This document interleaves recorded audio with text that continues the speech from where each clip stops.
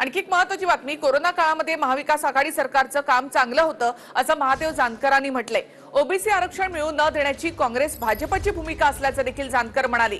काँग्रेस आणि भाजप एकाच नाण्याच्या दोन बाजू आहेत असा हल्लाबोल जानकरांनी केलाय। ओबीसी आरक्षणासाठी रस्त्यावर उतरणार असंही त्यांनी म्हटलं आहे। पुणे पालिकेची निवडणूक स्वबळावर लढवणार असं देखील महादेव जानकरांनी म्हटलंय। अध्यक्ष महादेवजी जानकर आपल्या सोबत आहेत।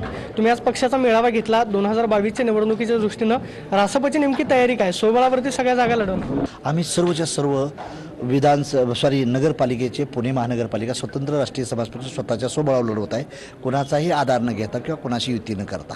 म्हणूनसाठी संघटनात्मक आमची आजची मीटिंग होती। त्या पंकजा मुंडेंना भाजपकडून डावलल्यानंतर त्या सुद्धा भाजपवरती नाराज आहेत अशी चर्चा नाही, ती माझी बहीण आहे। बहीण ज्यावेळेस भावाला सांगते की माझ्यावर भाऊजी अन्याय करतोय त्यावेळेस मी भाऊजीला विचारेन ना, पण तसं काही ते वाटले नाही। भाजपात ती खुश आहे आणि तिनं मला कधीच तक्रार केली नाही की मला भाजप त्रास देतोय म्हणून। त्यामुळं बहीण हा भाजपात आहे, मुंडे साहेबाचा तो पक्ष आहे, ते देवेंद्र फडणवीस त्यांचं ट्युनिंग अतिशय चांगलं आहे।